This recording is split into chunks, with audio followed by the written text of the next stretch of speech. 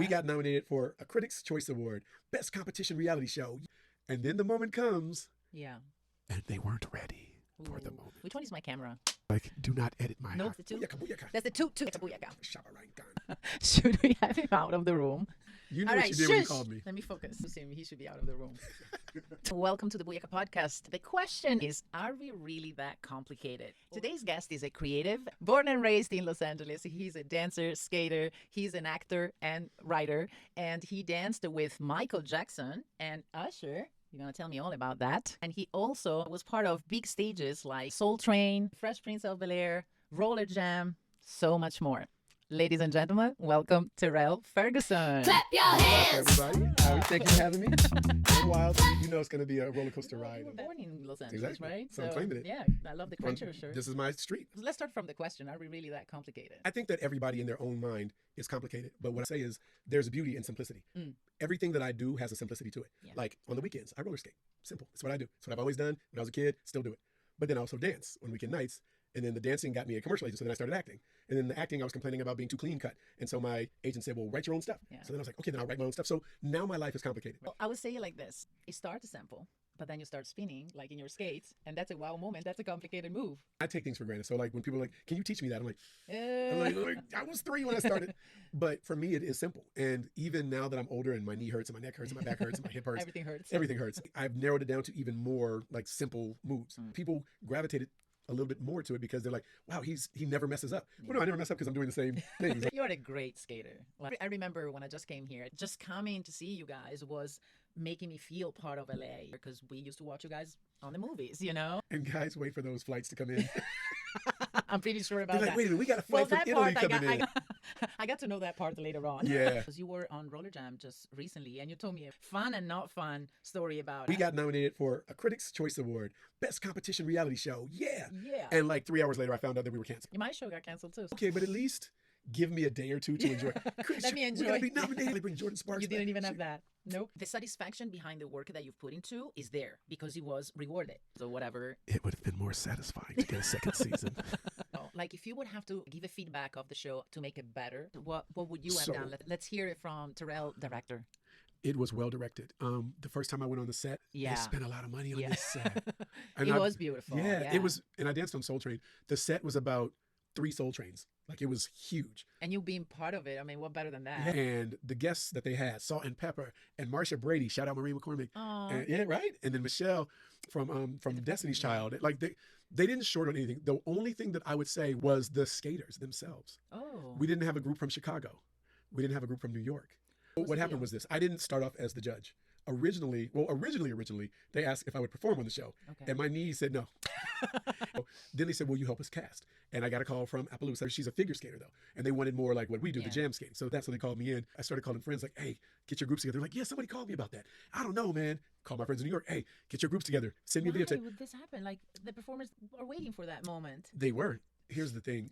A lot of times they're like, we need more skating on TV. We need more skating in movies. We need more skating in commercials. And then the moment comes Yeah. and they weren't ready for the Ooh. moment. This is a good topic. This is a great topic for what I'm doing. I am creating workshops. My tagline is we master the practice before we master the stage because there is not enough practice in real time. So today is the society's more microwave. So when I was a Absolutely. kid, my mama would cook me a good meal. And on Sunday, sometimes she'd put like beef in a crock pot. Mhm. And like I would leave at like 11 in the morning and I would come back at like 6 or 7 and dinner would Okay. be ready because it took all day to get the marination right. And now they just put it in the microwave. Boom, boom, boom, boom, boom. 3 minutes. It's I would get to Venice Beach at like 12 o'clock in the afternoon and I would leave at like 8 p.m. that's practice. But it was fun. And so that goes back to having fun. Like I always have fun, no matter what. And some days I go play basketball first. So 2 hours of basketball, go eat, take a shower, go to the beach, skate for like 7 or 8 hours, come back, eat, take a shower, go dance from like 10 until 2 in the morning. Literally, I'd walk into the club, And just walk around the club twice. You gotta walk, you gotta see who's in there. Like, oh, she's cute, she's cute. But from that point on, I'm in the best circle, Yeah. who's battling, who's in the best circle. And then even if it's your friends, you still battle. It's competition. But that's your practice. Yeah. You're Yeah. getting better. This guy gives you a new move that he's been working on. I give them a new move and I'm like, ooh, he got Yeah. you that. Yeah. There's practice and there's rehearsal. Yeah. And so I got a call from a good friend, shout out Swoop. Swoop said, hey, I know the choreographer for Usher for the Super Bowl. And I'm like, oh, I skated for Usher back, in the day. And so young Usher was on a show called ABC Disco Ball. It's where Channel 7, ABC, had a bunch of new singers singing a bunch of classic songs. You can find it on YouTube, but it's ABC Disco Ball. But Usher did Ain't No Stopping Us. Remember, Ain't No Stopping Us? So he did that. He had lockers with him. So old school lockers came out, and then he had skaters. So it was a whole 70s theme. And we came out and we did our thing, and it was fun. And we rehearsed for that. Okay. We rehearsed for it, yes. Came out, we did our rehearsals. We knew where the lockers were going to be. We knew where the skaters were going to be. But I didn't have to rehearse for that because I had practiced for that. Before. So if he said, you have 8 counts to do your thing, I could have done my thing anytime, anywhere, any stage. We didn't think of it as work. And the guys in the teens now, the teens, the 20s, and the 30s, they look at it as work. And it's not work. It's having fun. I literally just had this conversation yesterday. Question was why Booiaka went viral at that time. There was several things, and one of this was repetition, how much I believed in my people. Like sometimes I believed more in my people than they did. And the last was this. We would jump on a situation like that even if it was free. Look at Carnival, because it was a practice for us, and we knew how important it was. They don't right now. Like, it's not their fault. We're selling content all day long, and we are not telling them how important the practice is. That's why I'm doing this right now. That's why I believe in this so much. With one of my traveling skating shows, we did Switzerland, we did Turkey, we did Germany, we did China. But to get those shows, we would have to do like a buyer's market show where all the theater exhibitors would come and watch like a 5 to 10 minute version of the show. The theater companies would come to these things. So then you do the free show, but then all of a sudden 5 weeks here, 4 weeks there, 6 weeks in Germany. The luggage of experience is worthy sometimes more than the money that you get paid. Exactly. Because you learn how to travel, you learn how to make it faster, you learn how to be on camera, you learn how to be ready, you learn discipline. There's so much involved in that. When you have a light cue, and that light is there, and you better be spinning in that light, or you have a sound cue. You better be in the middle of the stage on the sound, and know your position. Exactly, and you have to get your move in that spotlight with that sound cue. That made me great. So then when I got back to Venice, it was easy because I'm like, oh, I'm already precise now. Hip hop is an embodiment of everything. In my crew, we could all DJ. Yeah. Half of us rap. A third of us played an instrument like guitar or bass or drums or piano. Yeah. So all of us we literally used to joke around that one could rap, one could dance, one could DJ. And then we could shift spots. Like in the middle of a show, we just shift spots. Like, I'm the rapper now, I'm the DJ now. But that's a fun show. It would be a fun should show. Do that. My biggest problem, also why I hate TikTok, they all look the same. Yeah. The other night at the game, are you a cheerleader or are you a dancer? That was the first question. He was like, I remember that the cheerleaders used to jump. And I was like, I don't see any guy like holding on pom-pom. Yeah. None of that is, okay, They're supposed okay. to be dancers But now. then if they are, you got to be tight. Like, I didn't feel nothing. You know, when you don't feel any emotion, it's like a movie that is not a good movie. There's no wow moments. I like to go ooh at least 3 times. That's true. That's true. The beginning should have a ooh, the end should have a ooh, and then if you're really good, then the middle gets one. At least 2. Whoa. Because if you're not good in the beginning, why am I even watching you? Look at Alisa, the skater. This girl has danced with her heart in her hands. It is so beautiful. Stop looking alike. Because we don't dance anymore. The Nicholas brothers, the Jitterbug, yeah. Gregory Hines, tap dancers, and we were taking their expression and making it hip hop. And that's what hip hop is. Hip hop is taking all the stuff. Same with salsa. It's taking all the stuff and putting it in the mix. I mean, we can talk about Michael Jackson. He has always mentioned Sammy Davis and Fred Astaire. And but if Prince and Michael were copying from Prince and Michael, you'd be like, nothing's new. They were copying Sly Stone and James Brown and George Clinton. Yeah. And then they put their own twist on it. Yeah. I love when kids like, T, show me that move that you used to do. And I'll show them. Yeah. And then they'll add to it. Cool. And I'm like, there's a 16-year-old kid doing moves that I was doing in my prime. I'm like, how are you 16? I will kick you in the ankle.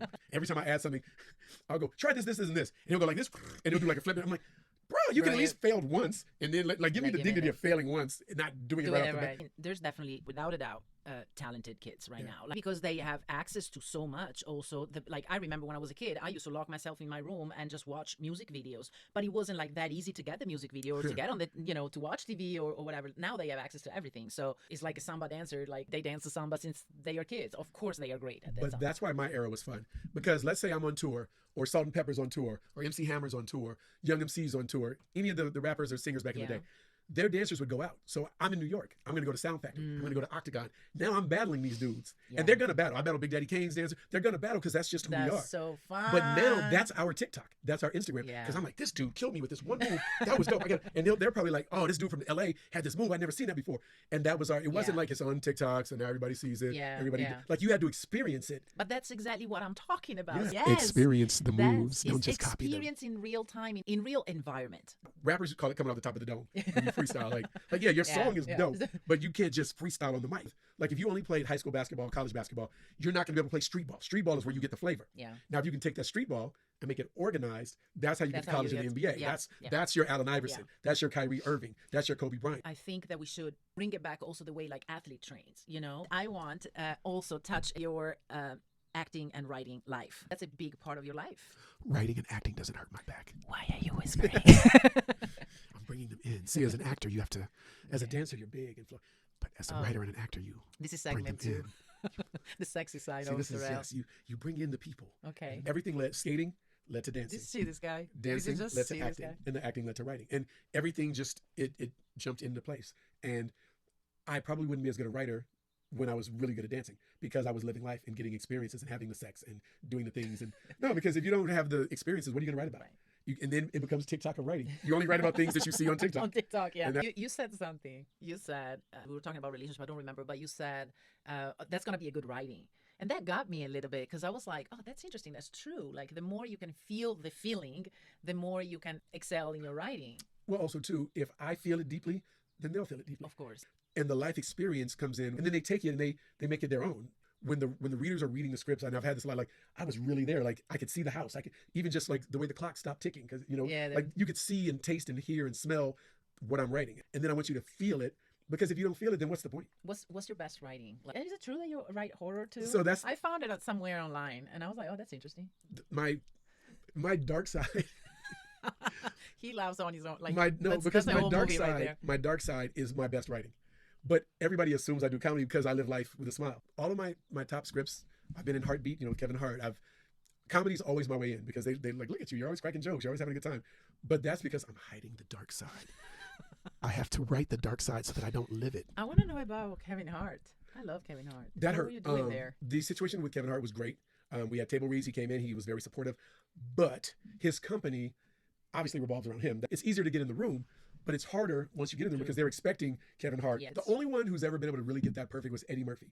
And that was because Charlie Murphy went a complete separate way from Eddie Murphy. He was so distinctly different from Eddie that it made it almost easier for him to come, because now you're not Eddie Murphy's brother. We were talking about LeBron's sons before. Everybody craps on Bronny. Like, oh, he can't play. He's only there because of his dad. Okay, fair. But Kareem Abdul-Jabbar's son didn't play. Michael Jordan's son didn't play. Magic Johnson's son. You have to be great. Yeah. And then put in a lot of work. And it's actually more difficult for them because it's, like you're not your dad. Yeah. Well, for sure you are in the environment. Yeah, obviously, if you are around music, you will know music better than anybody else. But that doesn't make you a winner. When would Prince have time to teach a kid to play guitar? He's in the studio all day, and then he's eating and sleeping the rest of the time. Like, his son would probably be terrible at guitar. All right, Peter Prince. Prince is my favorite. Y'all know Prince is my favorite. Yeah. Have you ever performed with him? Oh, that's the question. She just stabbed me in the side. She knows. Come on, that hurts my soul. What was the music video? Remember the time? Remember the time with Michael Jackson. I did the Billboard Awards with Bad Bunny. I've done 2 music videos and a concert video for Madonna.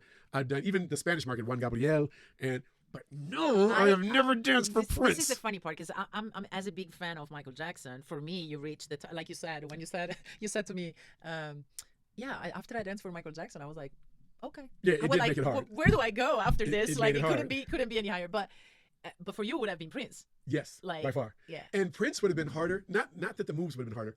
Michael's dancing is better than Prince's dancing as far as pure dancing. But Prince's energy on stage requires everyone, the band members, the drummer, whoever you are, even just the models that walk on stage.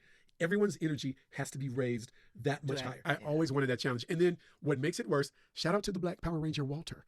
I know Walter. Walter danced for Prince. He did salsa. I didn't know he danced for Prince. A year before he danced for Prince, he said, T, we should make a salsa group that dances to R&B music. And I was like, that's a great idea. I would come. As much as I love dancing, I'm not a fan of dancing partnering. And it's so woman. Bad. No. She doesn't want a man leading her around. No, I don't. Maybe. Yeah.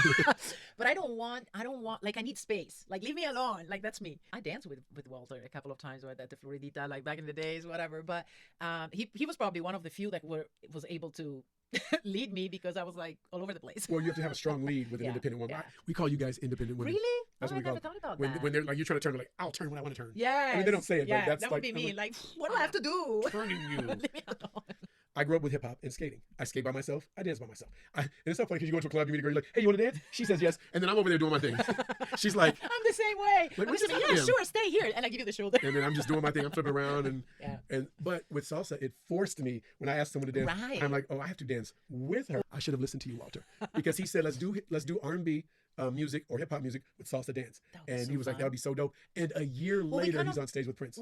Oh, really? Doing salsa. Oh. And I'm watching him. That was my face. I was bitter. Do you remember the floor night? where they would have hip hop, salsa, tap. Was the best. They didn't bring out a tap floor. That was crazy. Oh my God, I had so much fun. It was so good because the bass was keep on going. And anybody could come in. Either you were hip hop dancers, or lockers. We had tap dancers. Tap dancers. Like, oh, it was so fun. That is back to what I was saying, and you were saying, the improv, the band. The bass would start playing. The drummer would jump in. The horns would jump in. The keyboard would jump in. Everybody jumps in. Then the dancers would go, here's how I interpret this song. Here's how I interpret this song. And you know what that made? Originality. Yeah, the saxophonist that was coming in like, oof. And it wasn't, you couldn't plan it out because if the all band don't know what they're doing, how do you know what you're doing? That just means you can dance. Beautiful. If you can hear a song and immediately dance and be as good as you normally are. We are back to dance conversations again. Like there's no way to get us out of that. It doesn't matter what you do. Once you're a dancer, you're always a dancer. That's so true. Even guys that I went to direct, some of my scripts started as dancers. Well, my scripts are all about like between movement, dancing, and like you just cannot help it. Because dancing is in here. Dancing is not with the feet or the back. That is so Sometimes people will see me limp away from the beach and they're like, where are you going? I'm like, to salsa. They're like, how are you going to salsa and you can barely walk? I'm like, I'll figure it out when I get there. Like, tell me about the right. I took my laptop into the bedroom. My laptop is my wife. Any other person in my bed is just a mistress. Did you ever said that to your wife? To your actual wife? I never had a wife. I've never been married. Oh, you never been married? My MacBook has been my wife for 20 years now. Like I went into bed. I said, okay, I'm tired. I'm going to go to bed at 11. 3 hours later, I'm like, okay, I'm just going to finish this one line. I'm like, I'll finish this one. And sometimes you wake up and it's brilliant. Sometimes you wake up and it's crap. I love that. But laying next to me in my bed is you're going to have to do with your laptop. So when I move this for you, you're special. Oh. And maybe that's why I'm never married. They were like, I'm not taking a backseat to a MacBook. What's your favorite writing? And also, what role haven't you done that you would love to do? I have a script about Venice Beach. In the beginning, it's a period piece, the 80s Venice Beach. Me playing my dad in that script would be great. That script is so fun.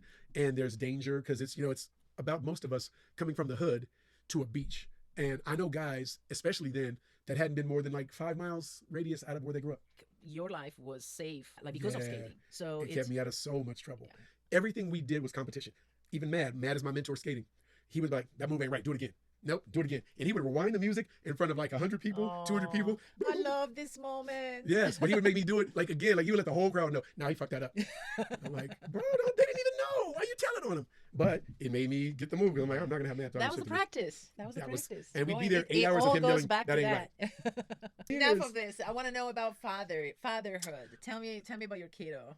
I have 3 kids, 2 adults and 1 kid.